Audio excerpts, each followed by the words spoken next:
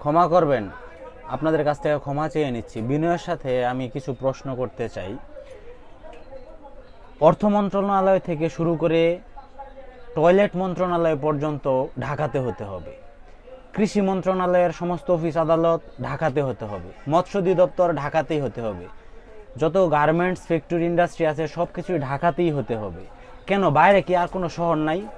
অর্থ মন্ত্রণালয় কি সিলেটে স্থানান্তর করা যায় না? শ্রম মন্ত্রণালয় কি রংপুরে দেয়া যায় না? এগুলা এই যে ঢাকাটাকে যে একটা মানে বসবাসের অযোগ্য শহর বানায় ফেলছেন। চারপাশে বাসার সামনে ডাস্টবিন, পেছনে ডাস্টবিন, ময়লা, দুর্গন্ধ, মানুষের মাথা মানুষ খাচ্ছে। আজকে যে যে একটা বিমান দুর্ঘটনা ঘটলো, একটা প্রশিক্ষণ বিমান ফাইটার জেট F-35, সেটা একটা স্কুলের উপরে যায় পড়লো। কচি বাচ্চারা কতগুলা প্রাণ এখান থেকে চলে যাইতেছে। এটার দায় কে নিবে?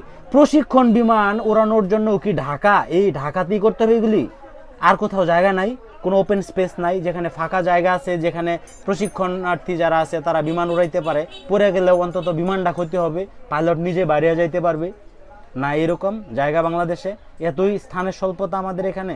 আজকে মাইলস্টোন কলেজের যে ক্ষুদে শিক্ষার্থী মারা গেল, কতগুলা মারা গেছে। একটা ক্লাসরুমের ভিতরে একটা ফাইটার জেট ঢুকে গেছে। কল্পনা করা যায় কতগুলো প্রাণ এখানে গেল।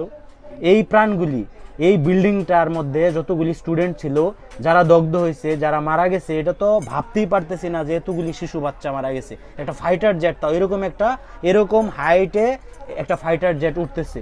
কল্পনা করা যায় অনেক নিচ দিয়ে এটা আসছে, অনেক নিচ দিয়ে এখানে আসছে। হ্যাঁ, এরপরে এখানে মেট্রো রেল আছে। এখন এই যে একটা বড় দুর্ঘটনা ঘটলো, এখানে উদ্ধারকর্মী যারা আছে তারা যাইতে পারতেছে না, চারপাশে দর্শনার্থীরা ঘিরে ধরে রাখছে। লক্ষ লক্ষ লোক দ্বারা উপচে পড়ে এগুলা দেখতেছে। এত লোক, এত মানুষ এখানে আসে, এত মানুষ এখানে কি দরকার? এত মানুষের শহরের ভিতরে, তাও আবার যত মন্ত্রণালয়, যত কিছু দরকার সবকিছু ঢাকাতেই হইতে হবে। আর কোনো সিটি নাই বাংলাদেশে? রাজশাহী নাই, রংপুর নাই, খুলনা নাই, সবকিছু ঢাকাতেই হইতে হবে। যে ব্যক্তি প্রশিক্ষণ নিতেছে পাইলটের, সেটা হোক পাইলট, সেটা রকেট চালনায় হোক, তাকে এরকম একটা স্পেস দিতে হবে যেখান থেকে সে তো দুর্ঘটনা ঘটতে পারে, সে তো জানেই না সে কিভাবে চালাইতে হয় এখনো, বা জানুক, সে তো পাকা ড্রাইভার না, সে পাকা পাইলট না, তাকেও ঢাকাতেই উড়াইতে হবে। জায়গা নাই। আজকে মাইলস্টোনের যতগুলি শিক্ষার্থী আহত এবং নিহত হইল, এটা টোটাল দায়ভার, এটা ওয়ান কাইন্ড অফ মার্ডার, এটা মার্ডার করা হয়েছে।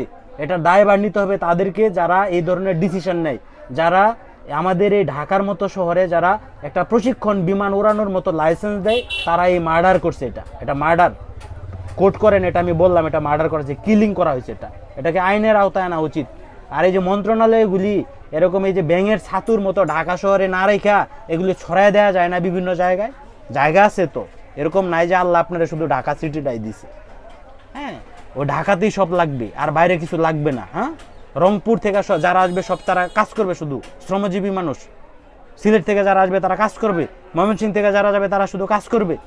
আর আপনারা ঢাকায় বসে বসে বলবেন যে আমাদের এখানে এই যে নিউ এলিফ্যান্ট রোড, এটা ওল্ড এলিফ্যান্ট রোড। হ্যাঁ, রাস্তার এই পাশে একটা নাম দিবেন, ওই পাশে আরেক নাম দিবেন, আর কোথাও জায়গা নাই না? মান্ডিট, কবে মনে রাখবেন আপনারা তো মনে রাখেন না।